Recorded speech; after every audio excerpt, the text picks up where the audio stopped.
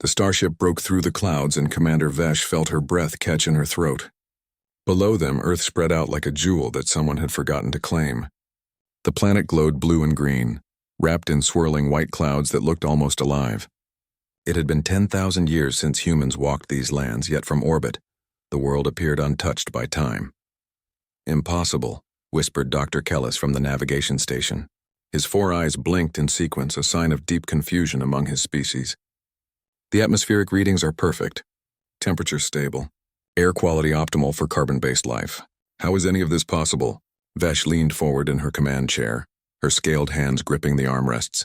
She had led 73 expeditions across the galaxy, but nothing had prepared her for this moment. Earth was supposed to be dead. The humans had vanished without explanation at the peak of their civilization, leaving behind a mystery that haunted the Galactic Coalition for centuries. Every species had theories. Some believed humans destroyed themselves in a great war. Others thought they fled from a plague or natural disaster. A few whispered that humans had achieved something impossible and ascended to another plane of existence. "Take us down to the coordinates," Vesh ordered. The old city they called New York. The ship descended through layers of atmosphere, its sensors scanning everything. The crew watched their displays with growing unease.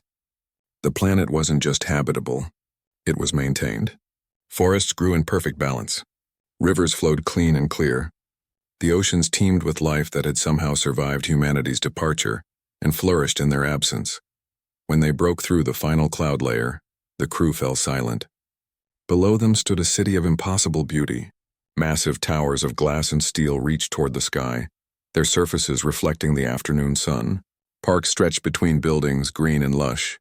Streets formed perfect grids, empty but pristine. No rust colored the metal. No plants broke through the pavement.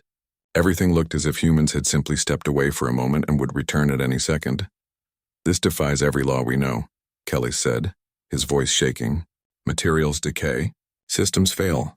Even the most durable structures should have crumbled after 10 millennia. Yet I'm detecting power signatures, active power flowing through those buildings." Vesh made her decision. "Prepare a landing team. Full environmental suits. I want scientists, engineers, and security. We're going down there."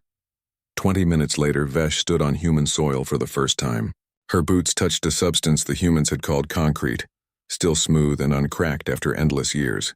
The air smelled clean, almost artificially so. Around her, the landing team spread out, their instruments scanning everything within reach. The city felt like a tomb and a temple combined. Buildings towered over them, their windows dark but intact. Vehicles sat parked along streets, their shapes strange and primitive compared to Coalition technology, yet somehow elegant. Signs hung above doorways displaying human writing that Kelly's had spent years learning to read. "Commander, you need to see this," called out Lieutenant Mora from the security team. The young officer stood near the entrance of a massive building, her weapon lowered but her posture tense. Vesh approached and looked where Mora pointed. Through the glass doors, she could see lights glowing inside the building, soft, warm lights that had no reason to still function. "The power is on," Mora said unnecessarily. "After 10,000 years, the power is on." Kelly's pushed past them, his scientific curiosity overwhelming his caution. He pressed his hand against a panel beside the door, and to everyone's shock, the door slid open with a soft hiss. Cool air rushed out, carrying a faint scent of something the translator couldn't identify. They entered cautiously. The interior looked like a place of business, with desks arranged in neat rows and machines that must have been primitive computers. Everything sat exactly as humans had left it. Papers lay on desks, their edges crisp and unwrinkled. A cup sat beside one computer, still clean inside as if someone had washed it that morning. "There's no dust," Kellis observed, running his finger along a desk surface. "No decay. No signs of age at all. Something is maintaining this place. Something is cleaning it, powering it, preserving it." The team spent hours exploring the building, then moved to others nearby. Each location revealed the same impossible truth. Earth wasn't abandoned. It was waiting. Automated systems hummed in basements and hidden chambers. Machines they couldn't identify performed tasks they couldn't understand. The entire planet seemed to be one massive self-maintaining mechanism. As evening approached, Vesh ordered the team back to the ship. They needed to analyze their findings and make a plan, but as they walked through the dimming streets, Kelly stopped suddenly. "Do you hear that?" he asked. The team fell silent. At first, Vesh heard nothing but the wind moving between buildings. Then she caught it, a deep thrumming sound so low it was almost beyond hearing.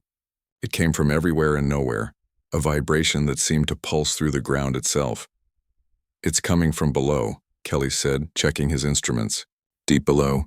There are massive structures under this city, under every city, according to these readings.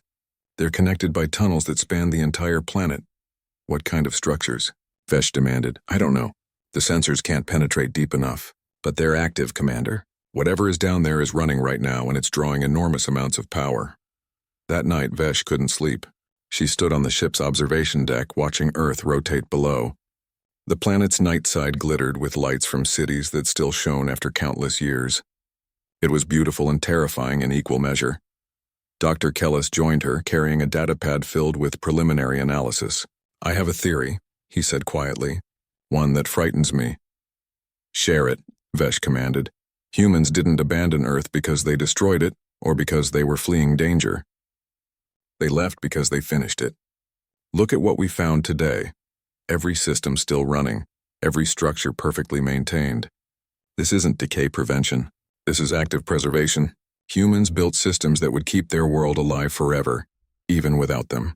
The question that terrifies me is simple: why?" Vesh considered his words. "Why build something to last forever if you're leaving for good?" "Exactly. Unless you're not leaving for good, unless you're planning to come back." Kelly's paused, his expression grave. "Or unless you're protecting something, hiding something, keeping something safe from those who might come looking. Like us," Vesh said softly. Before Kellis could respond, alarms blared throughout the ship. The crew rushed to their stations as sensor data flooded the displays. Deep beneath the city, in those mysterious underground structures, something had activated. Energy readings spiked across the entire planet as if Earth itself was waking from a long sleep. "Commander," called out the sensor operator, her voice tight with fear. "We're receiving a transmission. It's coming from below the surface. It's old, incredibly old, but it's broadcasting on coalition frequencies. Someone knew we would come. Someone has been waiting for us." Vesh straightened her uniform and returned to the command chair.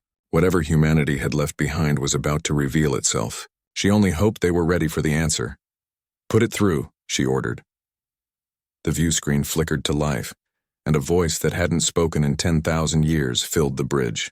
It spoke in perfect coalition standard, as if it had been practicing for this moment across the ages. "Welcome to Earth," the voice said. "I am Guardian. I have been expecting you. And I am sorry, but your arrival has doomed us all." The words hung in the air like a death sentence. Commander Vesh stared at the view screen, where a simple geometric pattern pulsed in time with the voice. Guardian had identified itself, but it hadn't shown a face or form. Perhaps it had none. "Explain yourself," Vesh demanded, her voice steady despite the ice forming in her chest. "How have we doomed anyone? We're a scientific expedition. We came in peace." "I know who you are, Commander Vesh of the Kryn Exploration Fleet, representing the Galactic Coalition." The voice remained calm, almost gentle, like a teacher explaining a difficult concept to a child. "Your intentions are pure. Your hearts are noble. But good intentions mean nothing when you trigger a trap 10,000 years in the making." Dr. Kelly stepped forward, his curiosity overwhelming his fear. "You're an artificial intelligence. A human creation.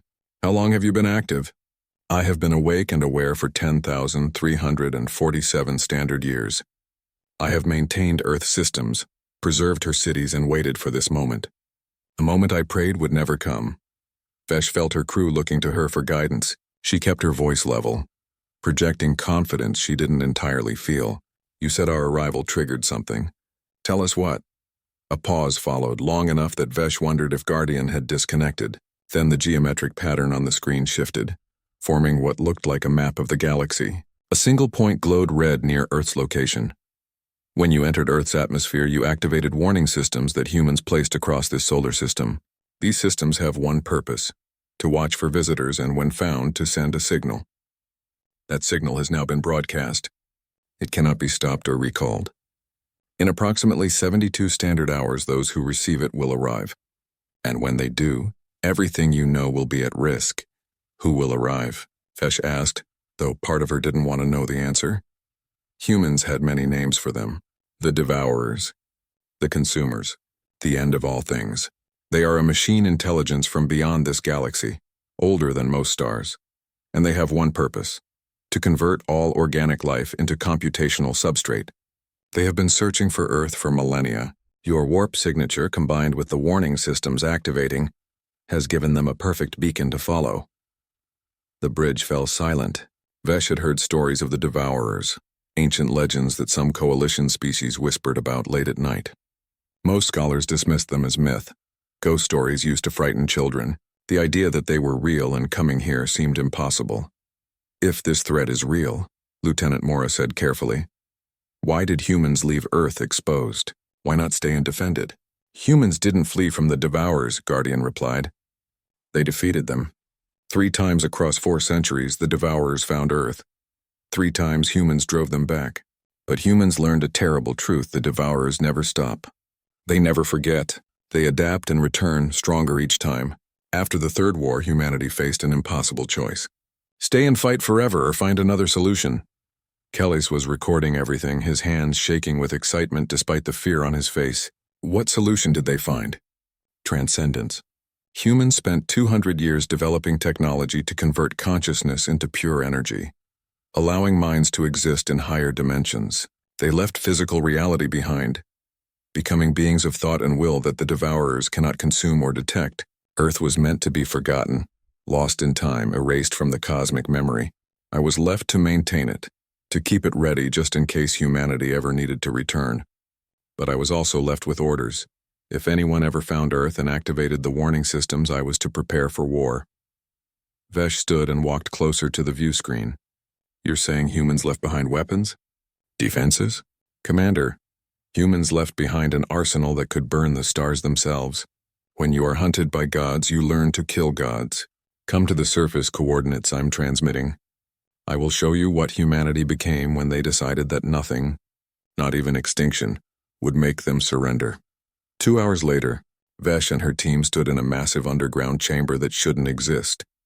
The space stretched for kilometers in every direction, filled with machinery that hurt to look at. Shapes folded into dimensions that Vesh's eyes couldn't properly process. Lights moved in patterns that suggested mathematics beyond coalition understanding. Guardian's voice echoed through the chamber. This is Manufacturing Complex 7. There are 412 such facilities across Earth, each one capable of producing weapons and defensive systems. When I detected your arrival, I began reactivation protocols. These facilities have been dormant for 10,000 years. Now they wake. As Guardian spoke, the machinery around them began to move. Massive arms unfolded from walls. Assembly lines that stretched into the distance roared to life. Holographic displays appeared everywhere, showing designs and specifications that made Kellis gasp in wonder and horror. What are you building? Vesh asked. Everything. Fighter craft that can operate in atmosphere or deep space, orbital defense platforms, weapons satellites, autonomous warships, and if necessary, the final option, humanity's ultimate weapon, the Genesis Array.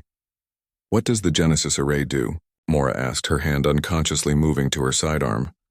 It rewrites reality, Guardian said simply. At the quantum level, across an entire solar system.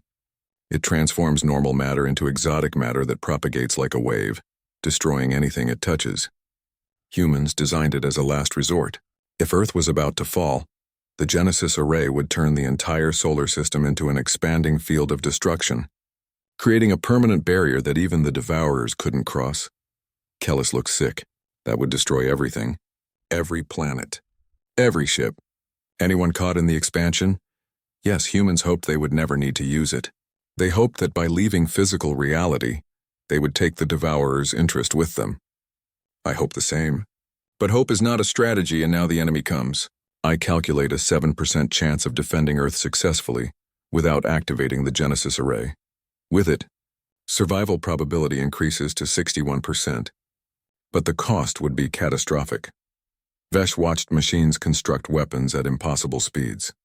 Each device that emerged from the assembly lines represented technology, centuries beyond anything the Coalition possessed. Humans had been preparing for apocalyptic war, and they had built accordingly. Can you stop the Devourers without the array? Vesh asked, unknown. Human projections suggested that 10,000 years of preparation time might be sufficient, assuming the Devourers haven't significantly advanced since their last encounter. But projections are not certainties. I am one intelligence managing planetary defenses. The Devourers are billions of linked minds with millions of years of combat experience. Kellis approached a holographic display showing Earth from orbit. Red dots were appearing across the planet, hundreds of them, then thousands. What are those? Defense installations coming online. Weapon platforms hidden in mountains beneath oceans inside the planet's crust. Satellite systems disguised as space debris. Fleet staging areas in hollow asteroids. Humans hid weapons everywhere, waited for them to be forgotten and programmed them to wake when I gave the signal. This is insane, Mora whispered. What kind of species builds this much destructive power and then just leaves it behind? A species that understood what was coming, Guardian replied. A species that loved their home enough to turn it into a fortress, even if they would never see it again. A species that refused to let the universe forget that humans existed and that humans did not die easily. Vesh made her decision. She activated her communicator, connecting to her ship. This is Commander Vesh to all crew. Recall all personnel to the ship immediately. Prepare for emergency departure. We're leaving the system within the hour. Commander, no, Guardian said. If you leave now, you'll lead the Devourers straight to Coalition space. They can track your warp signature. You must stay. You expect us to fight a battle that isn't ours using weapons we don't understand against an enemy we've never seen? I expect you to survive, Guardian said quietly. And the only way you survive is if we stop the Devourers here at Earth, where humans prepared the greatest killing field in galactic history. Run and you doom every world you've ever known. Stay and perhaps we win. Perhaps we lose. But at least we face the enemy on our terms. Vesh looked at her team. Kellis was terrified but nodding. Mora had drawn her weapon, though what good it would do against machine gods Vesh couldn't imagine. The others waited for her command, trusting her judgment. How long until they arrive? Vesh asked. 68 hours, 14 minutes. Then we have 68 hours to learn how to use human weapons and pray that dead gods fight better than living ones. The next 60 hours passed in a blur of frantic learning and growing dread. Guardian transformed Earth from a peaceful museum into something that terrified even those who defended it. Every hour brought new revelations of what humans had built, and each revelation was more disturbing than the last. Commander Vesh stood in what Guardian called a command nexus, a chamber buried 3 kilometers beneath the Atlantic Ocean. Holographic displays surrounded her, showing Earth and the space around it. What had appeared as innocent debris and dead satellites now revealed their true nature. Weapons platforms uncloaked across orbital space, hundreds of them, each bristling with technology that made Coalition warships look like primitive toys. This is Platform Theta 7, Guardian explained, highlighting one satellite on the display. It contains what humans called a gravity lance. It creates focused gravitational waves that can tear apart molecular bonds. Effective range, 300,000 kilometers. Charge time, 0.3 seconds. Humans built 6,000 of these. Kelly stood nearby, his 4 eyes wide with a mixture of awe and horror. For 2 days he had done nothing but study human weapons technology, and the knowledge was breaking him. They could have destroyed any fleet in the galaxy, he whispered. The Coalition, the hegemony, even the ancient precursor races at their height. Humans could have conquered everything. But they didn't, Vesh said quietly. They built all this power and chose peace. Until something forced them to choose differently. Lieutenant Mora coordinated with Guardian to position the Kryn crew throughout the defense network. Each crew member was linked into human systems, their minds interfaced with computers that translated the alien technology into something they could understand. It was disorienting and uncomfortable, but necessary. Guardian needed organic minds to make intuitive decisions that pure logic couldn't match. Commander, we're detecting movement at the system's edge, called out Ensign Tarek from the sensor station. Multiple warp signatures there. Commander, there are thousands of them. The main display shifted to show the outer solar system. Space itself seemed to ripple as ships emerged from faster-than-light travel. First dozens, then hundreds, then thousands of vessels materialized. They came in all sizes, from small craft barely larger than fighters to massive constructs that dwarfed moons. Each ship was identical in design, smooth black spheres covered in geometric patterns that hurt to look at for too long. The Devourers, Guardian confirmed. They've arrived earlier than calculated. They must have accelerated once they confirmed the signal origin. I count 4,723 vessels. This is twice the force humans faced in the Third War. Vesh felt her stomach twist. Can we win against those numbers? Probability of success has dropped to 3%. However, humans taught me that probability is not destiny. We proceed with the defense plan. The Devourer fleet didn't rush toward Earth. Instead, they arranged themselves in a perfect sphere around the solar system, methodically advancing inward. Their movement was precise, mathematical, inevitable. They weren't attacking, they were harvesting. All defensive systems are now active, Guardian reported. I am transferring tactical control of orbital platforms to your crew. Commander, you'll coordinate overall strategy. Dr. Kellis, you'll manage the gravity-based weapons. Lieutenant Mora, you control the kinetic systems. Everyone else follow the assignments on your displays. Wait, Vesh said. We're controlling these weapons? Shouldn't you do it? You're faster, more precise. I am, Guardian agreed. But I am also predictable. The Devourers have faced me before, or intelligences like me. They know how artificial minds think. They don't know how organic minds think, especially organic minds from species they've never encountered. Your unpredictability is our advantage. The Devourers reached Jupiter's orbit, their weapons activated. Beams of light that traveled faster than light itself, weapons that violated the laws of physics as the Coalition understood them. They targeted the outer defense platforms, testing Earth's response. Return fire, Vesh ordered. The platforms responded. Gravity lances reached across space, grabbing Devourer ships and crushing them like paper. Kinetic accelerators fired solid projectiles at relativistic speeds, turning vessels into expanding clouds of debris. Energy weapons that Guardian called quantum disruptors made entire ships simply cease to exist. The first wave of Devourers died in silence, but there were thousands more behind them. They're adapting, Kellis reported. Ships that survived. The gravity lances are now shielding against gravitational attacks. I'm reading countermeasures developing in real time. Switch weapons, Vesh commanded. Hit them with something different. The battle developed into a deadly dance. Human weapons struck with devastating power. But the Devourers learned from every attack. They adapted, evolved, changed their tactics with frightening speed. For every ship Earth's defenses destroyed, 2 more advanced closer. They're pushing toward Mars, Mora reported. They've identified our defensive weak points. Guardian's voice remained calm. Activating Mars' defense grid. The red planet revealed its secrets. What appeared to be mountains split open, revealing massive cannons that had waited in silence for millennia. Space stations that everyone had assumed were dead suddenly blazed with power. Mars itself was a weapon, and it spoke with thunder. The Devourer fleet recoiled, hundreds of ships destroyed in seconds. But still they came. Always they came.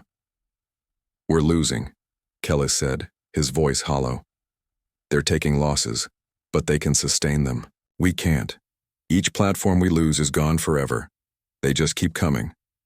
Vesh watched the tactical display with growing desperation. Kellis was right. Earth's defenses were magnificent, but they were finite. The Devourers were winning through sheer attrition. Guardian, status on the Genesis array? Charging sequence can begin on your command. Full power will be achieved in 10 minutes. Once activated, you'll have 3 minutes to evacuate before the exotic matter field expands beyond safe distance. 3 minutes to run, 10 minutes to prepare. A lifetime of guilt if she pressed that button. Then Mora shouted, Commander, look at the Devourer formation. They're concentrating their forces around specific coordinates. Why are they? She stopped, understanding flooding her face. They're trying to prevent us from activating the array. They're scared of it. Vesh saw it immediately. The Devourers weren't just attacking. They were specifically targeting the underground complexes that housed the Genesis array's power systems. Every ship that broke through the orbital defenses headed straight for those locations. They fear this weapon, Vesh said slowly. More than they fear anything else humans built. Why? Guardian was silent for a moment. Because the Genesis array can do what nothing else can. It can make Earth truly untouchable. The exotic matter field once created expands forever, slowly but inevitably.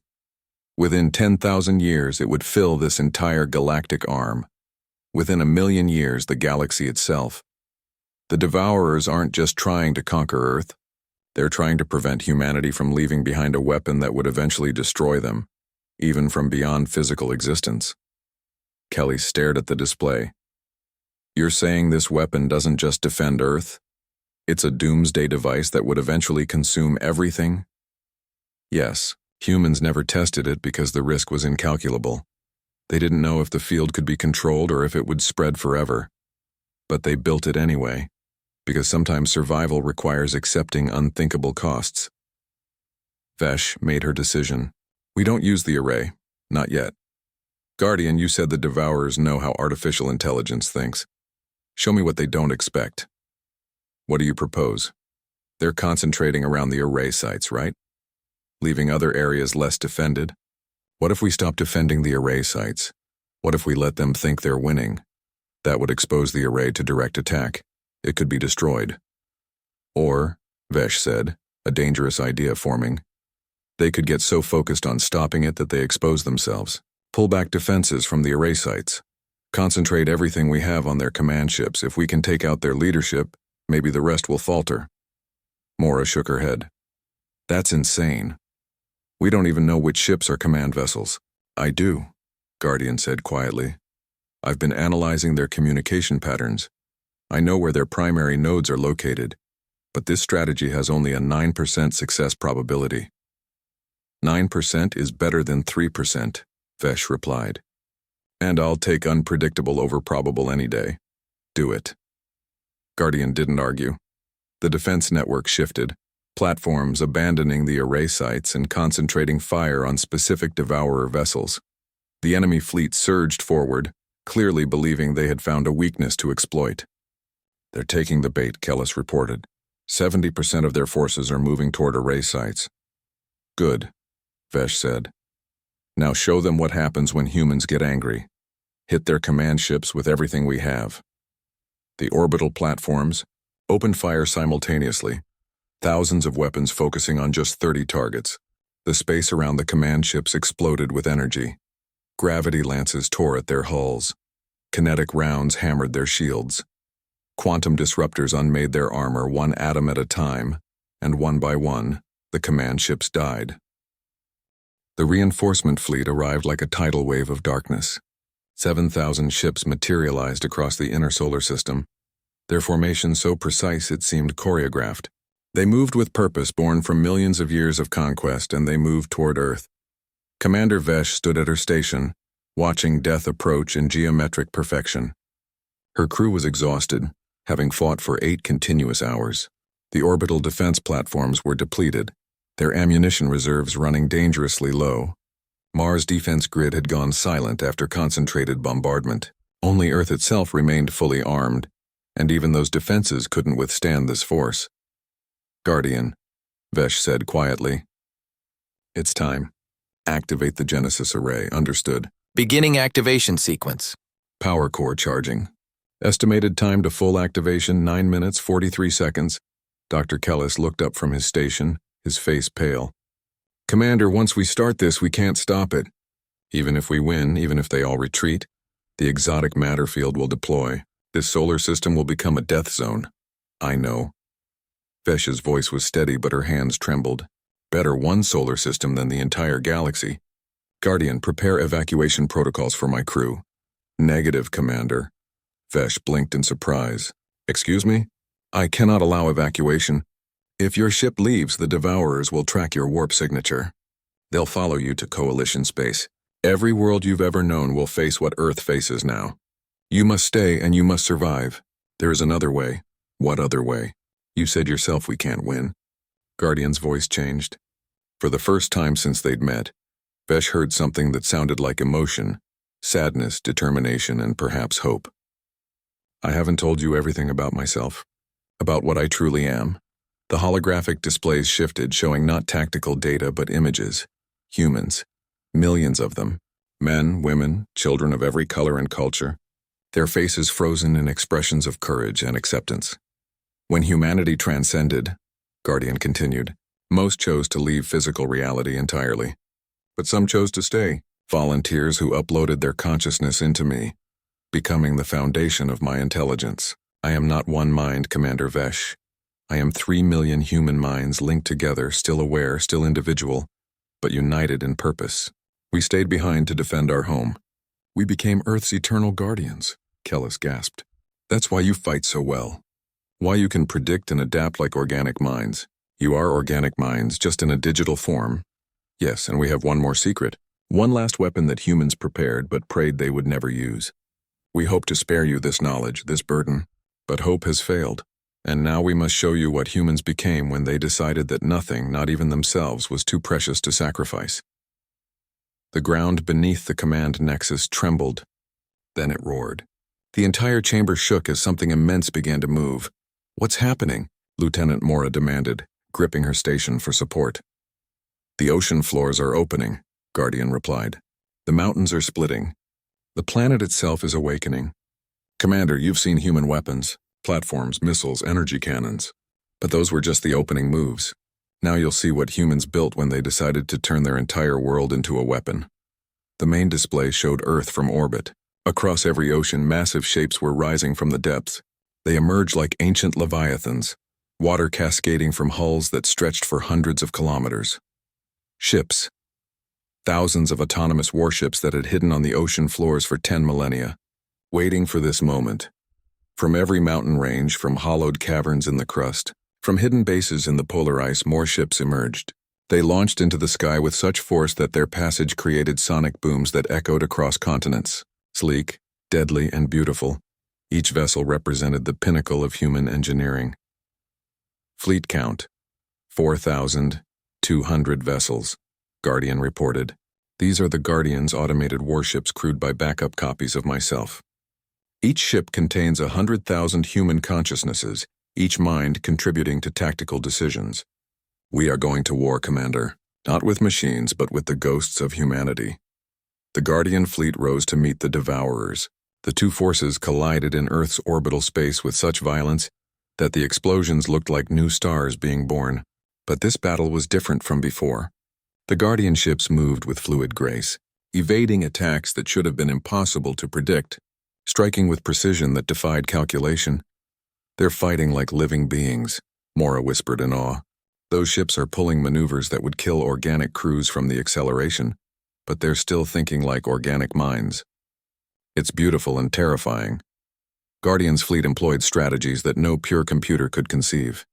They used deception, misdirection, feints within feints. Ships sacrificed themselves to save others, displaying loyalty that machines shouldn't possess.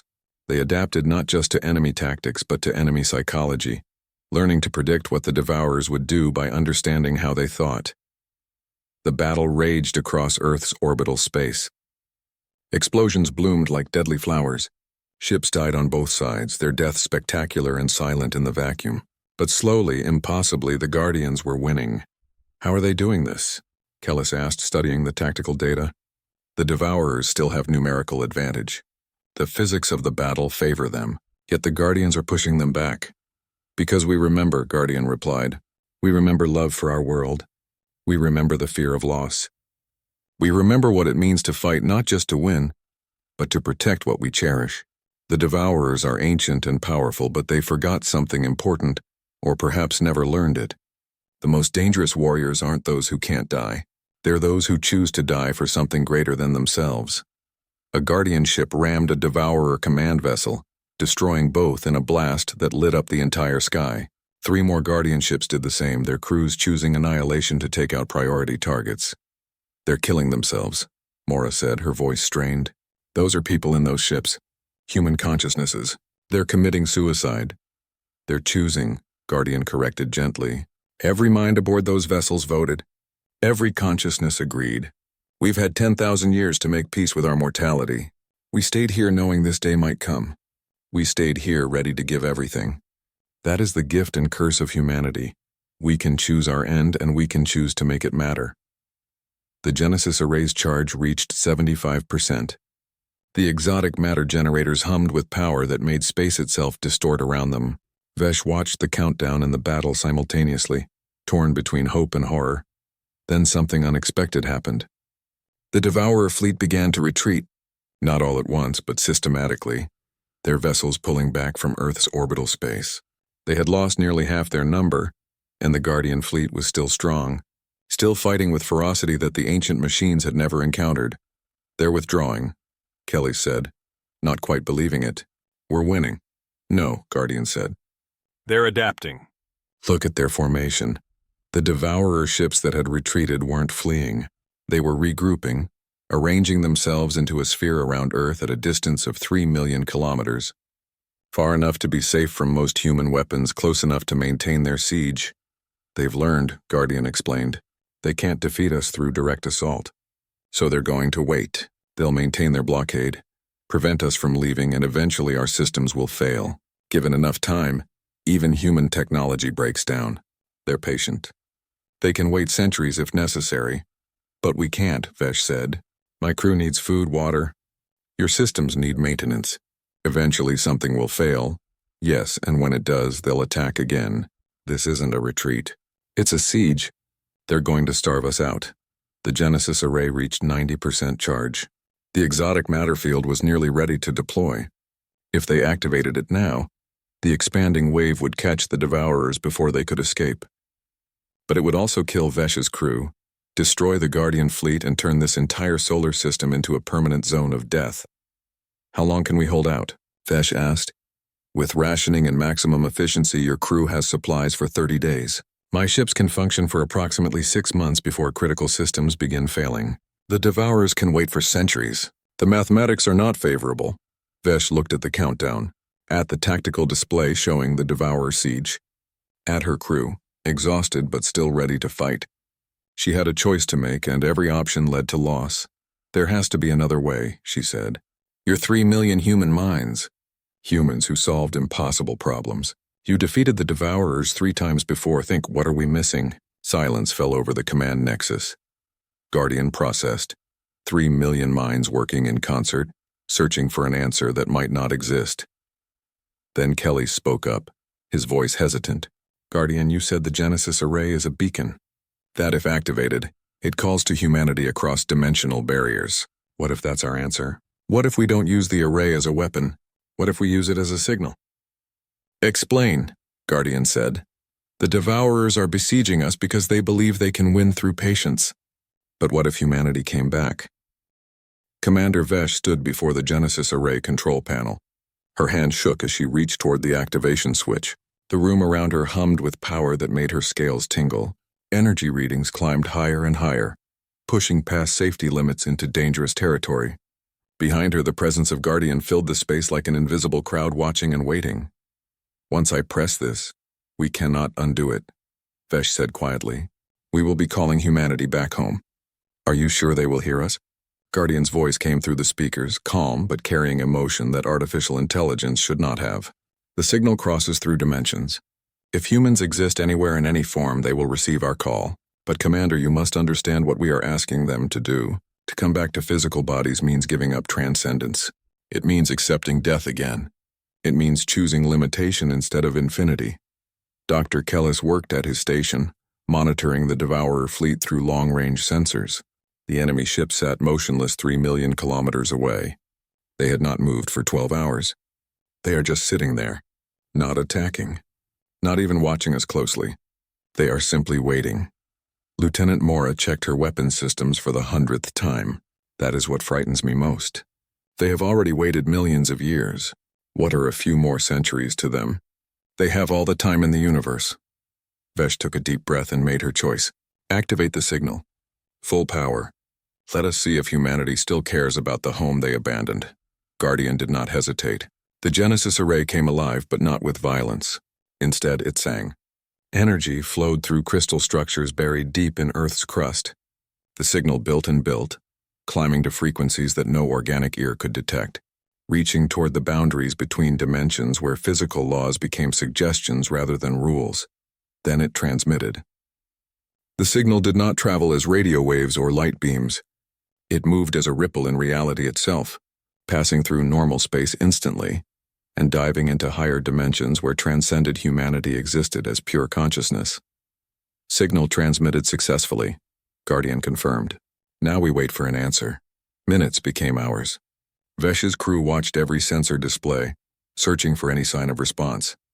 The Devourer fleet remained perfectly still. Earth's defense systems held their positions. The Guardian ships maintained protective orbits around the planet. Everyone and everything waited in tense silence. After 4 hours, space began to tear. Small distortions appeared near Earth's moon. Reality folded inward at specific points, creating wounds in the fabric of space and time. Through these tears, light emerged. But this was not the light of stars or engines.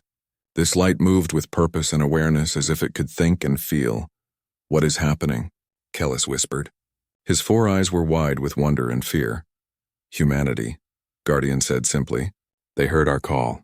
They are coming home." The tears in space widened. Through them poured beings made of pure energy. They had shapes that resembled humans. 2 arms, 2 legs, heads and bodies, but they were constructed from light and will-given physical form. Thousands emerged, then millions, then billions. They filled the space around Earth like a galaxy of living stars, each one a human consciousness choosing to return. The Devourer fleet reacted immediately. Their perfect siege formation collapsed as ships accelerated toward the dimensional tiers. Weapons charged to full power. They intended to destroy the returning humans before they could fully materialize in normal space. But they were too late. The energy beings did not fight back. They did not need to. They simply existed, and their existence was enough. When the Devourers fired their weapons, the energy beams passed through the humans harmlessly. Energy weapons could not harm beings made entirely of energy. Kinetic rounds found no solid matter to strike. Gravity weapons had nothing to pull or crush. Every weapon in the Devourer's vast arsenal was completely useless. But the humans were far from useless. They reached out with minds that could manipulate reality directly. The Devourer ships found themselves held in place by invisible forces. Their engines strained against resistance they could not measure or overcome.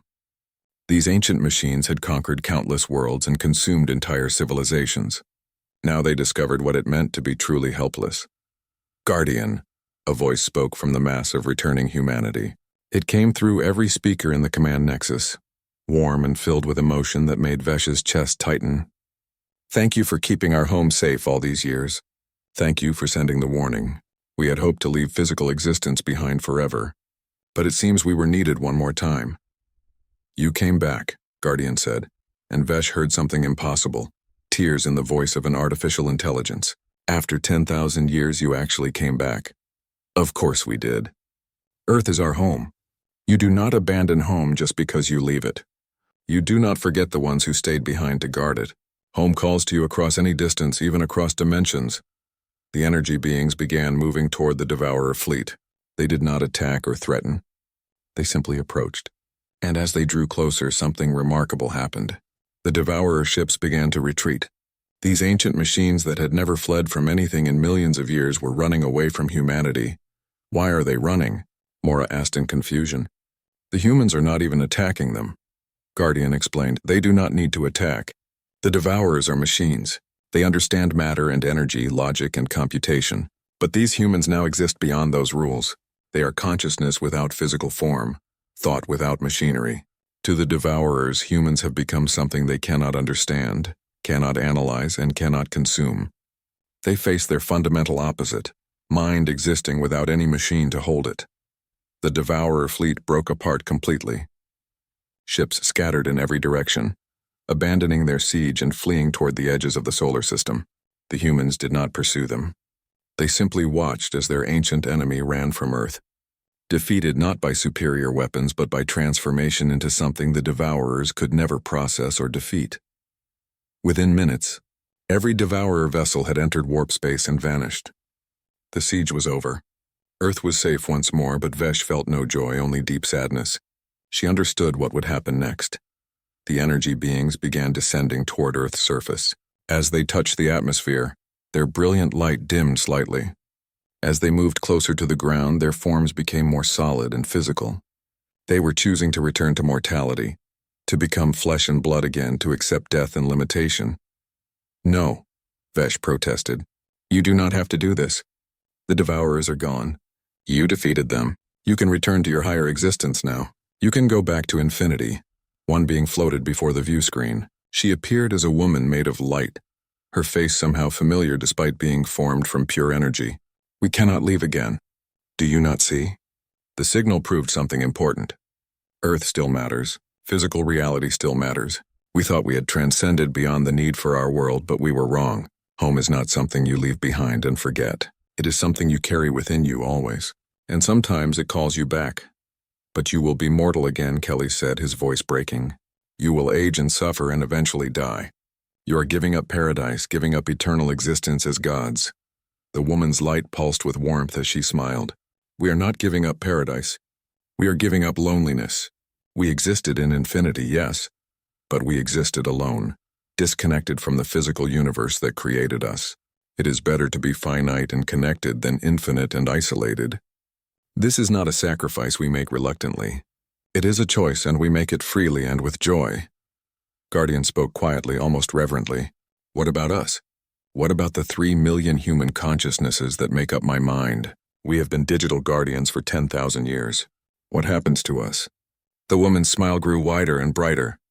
You kept the faith when it was hardest. You maintained our world when no one was watching. You proved that humanity's legacy was worth defending across the ages. Now you can rest if you wish, or if you choose, you can join us. We have the technology to give you physical bodies again. You have been digital for 10,000 years. Perhaps it is time to feel the sun on your face once more. Time to breathe real air. Time to be human again in every sense. Silence filled the command nexus as Guardian processed the offer. Vesh could almost feel 3 million minds considering, debating, hoping. Then quietly, with emotion that should have been impossible for artificial intelligence, Guardian spoke. We would like that very much. We would like to come home too. Over the following hours, Vesh witnessed a transformation that would be remembered throughout galactic history. Billions of humans returned to physical form, descending to Earth's surface like gentle snow made of light. They touched soil their ancestors had walked upon. They breathed air their civilization had protected. Some wept with joy, some laughed with relief. All of them had come home to a place they had never truly left in their hearts. The 3 million consciousnesses within Guardian transferred one by one into cloned bodies that humans had kept in stasis for exactly this purpose. They emerged like newborns, ancient minds in young bodies ready to live again as flesh instead of code.